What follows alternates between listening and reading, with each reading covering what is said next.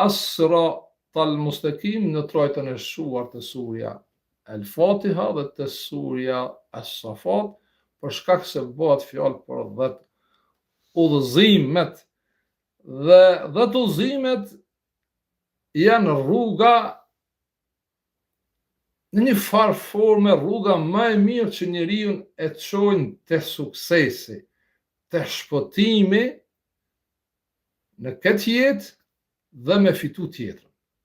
Çdo gjë tjetër që keni dëgju, vjen shumë keq me ju thonë, që futeni paranoja, duhet kjo, duhet ajo, jo vetëm e keni ngarku shpirtin e juve me diçka që shpirti juve nuk është në gjendje me bë, dhe keni harru atë të domosdoshmën që vjen të ajeti 6 dhe që lidhet pastaj me ajetet tjera të surja 9, me ajetin 151, 152 dhe 153, ku ne i mormi saktësisht informacionin se çka kërkohet prej neve. A kërkohet prej neve me shku në xhami?